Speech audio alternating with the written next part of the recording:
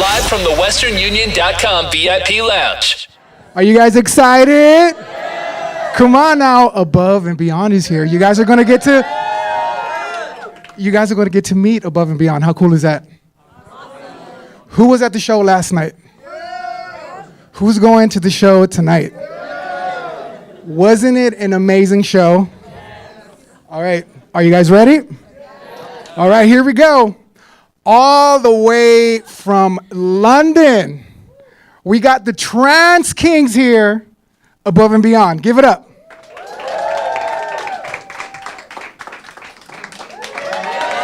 Yeah. Welcome, welcome. Well, thanks for having us here. Hello. Pavo, Jono. How's it going? Good, thanks. How are you? I'm good. Welcome to San Francisco, to the Bay Area. Thank you. Thank you. We've enjoyed the sun today. Have you been enjoying the Bay Area? Definitely, and especially the sun today. Been very nice. Coming from England, where it's not that sunny. But can you believe it? This is our winter right now, and we have a lot of sun. How crazy is that? So you guys played last night at the Bill Graham. Sold out. One show last night. Round Thank 2 you. tonight. Sold out as well. Amazing show last night. I was there.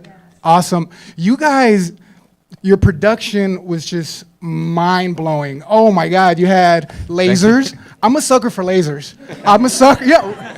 We got lasers. Oh, you had a lot of lasers. You had a lot of eye candy.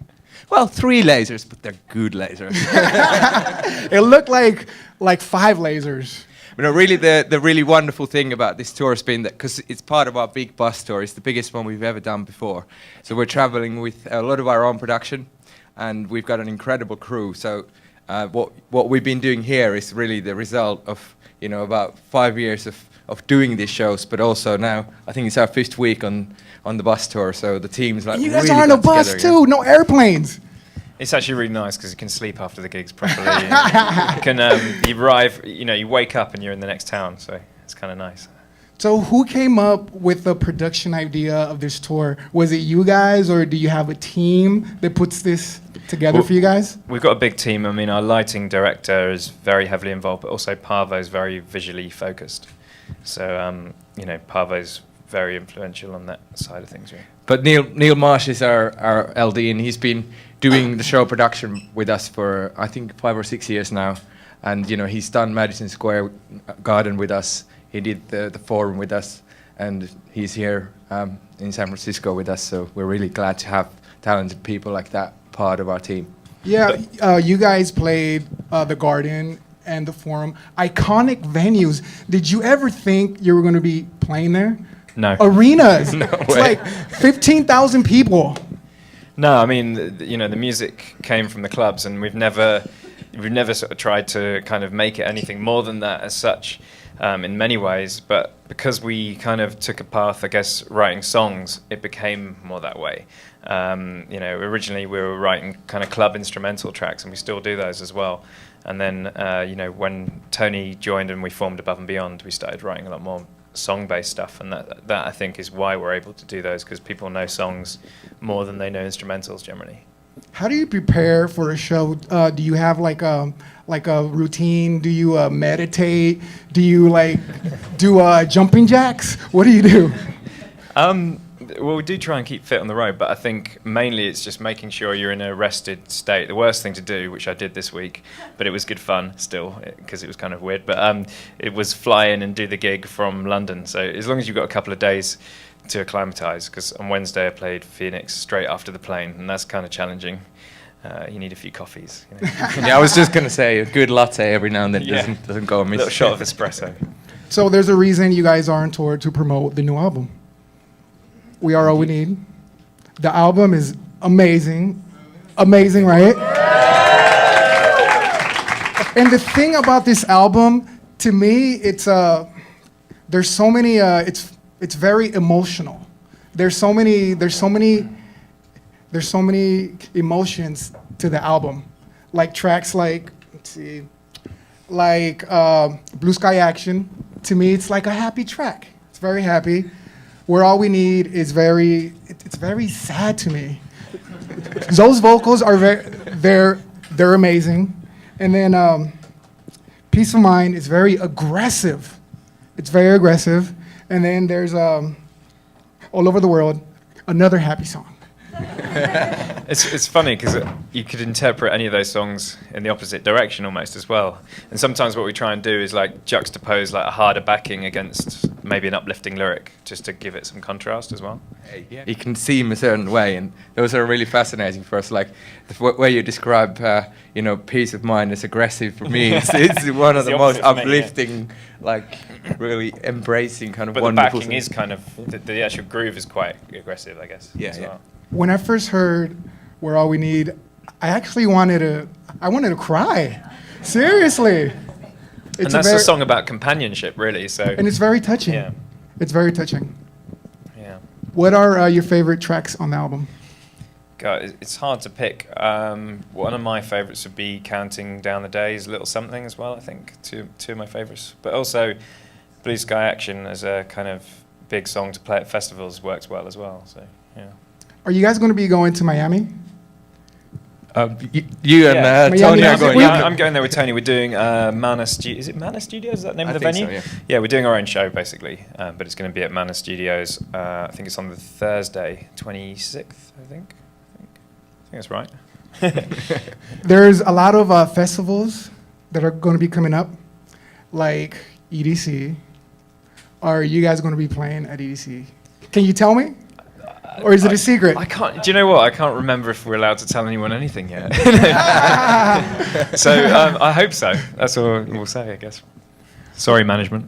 It's been leaked. You got it first right here. Is there one festival that you guys haven't played yet that you're just waiting for, to play? I think we'd really like to go back to Coachella. Oh yeah, Coachella. Yeah. Hopefully that'll happen at some point. But in terms of venues, we'd love to play Red Rocks again in Denver. That's a really cool venue. I don't know. Where else? Yeah, and I want to go back to the Gorge in there. The Gorge is a nice venue. Yeah, that's awesome, yeah. Beautiful, beautiful.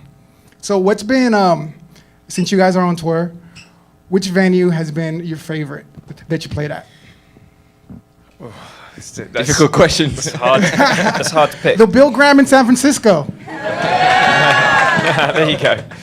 I think one of the prettiest ones actually was the Tabernacle in Atlanta. I've been there. It's a cool venue. It's just such a beautiful venue. Mm-hmm. Yeah. And the Warfield here in San Francisco for me was like this. Iconic venue. I mean, there are venues like that have a real atmosphere. Just by even just walking through the door, you can really feel something. Warfield's definitely got that. Bill Graham Center, like for us, it's a place with so much history because not only have we been there quite a few times before, but it's such an iconic center here. So it's a real privilege to be playing. Yeah, I mean, we played there with the Love Parade years ago. Yeah. I remember that. Is it called the Love Parade here? Or I just breached the copyright. Love Fest. Love Fest, there you go. They changed the name. Sorry, Love Germany. Okay, so now we're going to turn it over to you guys. So what captures your inspiration for every song? It sort of varies from song to song, really. But I mean, generally, I think any human being who does any kind of art, it's generally your life that you're inspired by.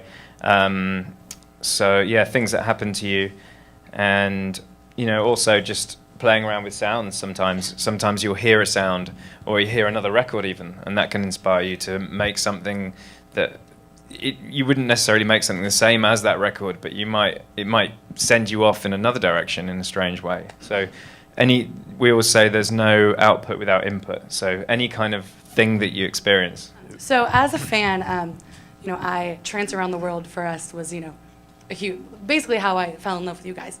So my question is, what did the transition from Trance Around the World to this group therapy sort of movement mean to you guys? Because for us, obviously, group therapy is so much more than just the album or the radio show. It really is. Yeah.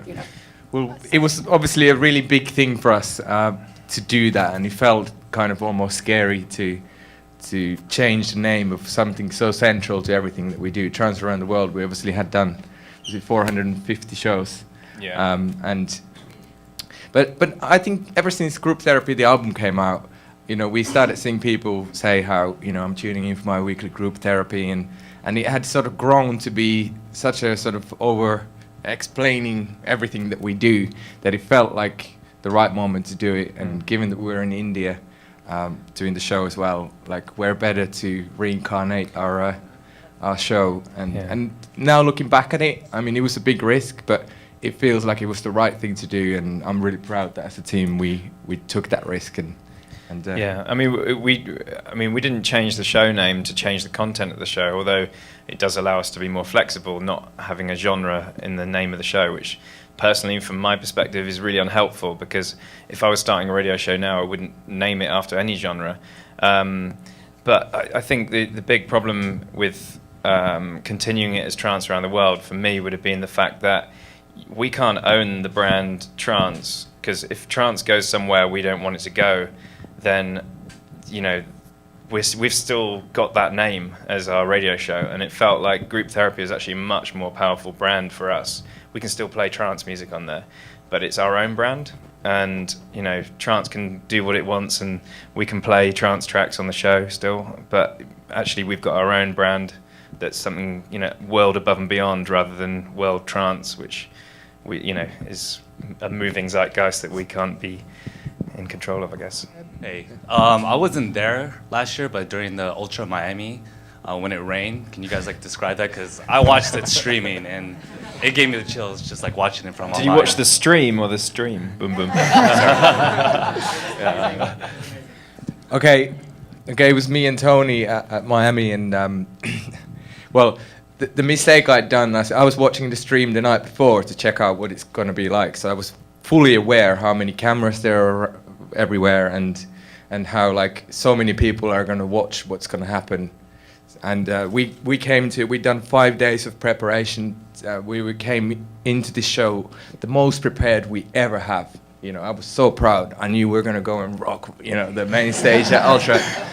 And then, you know, just before the show, a storm is coming in.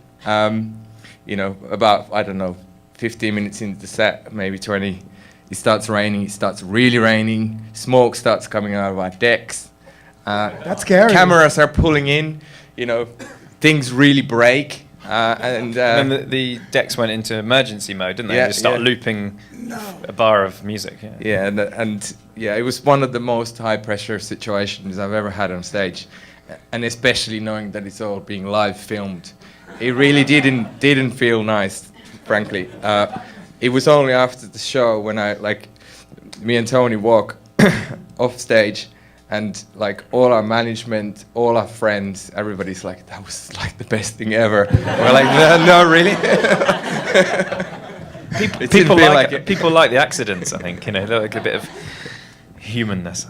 But I've looked back at it, and yeah, I think, yeah, it didn't maybe feel like it felt for other people, for us at the time. But I'm glad if people had a good time. Yeah, I'm glad nobody got electrocuted. Exactly. Before you guys take off, I have something for you. I have a gift.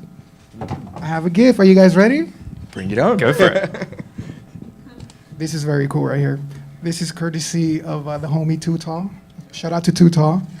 You are getting your very own Above and Beyond vinyl art. That's cool. Look at that. Isn't that cool? Very cool. It's yours. I haven't seen a vinyl for years. Now they really are What do we do pieces with of that? art. I don't know. That's cool. Thank Put it you. up on the bus. Thank you very much. Yeah, that's going on the bus. Yeah, Give it up, guys. and it's Paul Van Dyke on the other side as well. Just Bravo. Jono, Above and Beyond.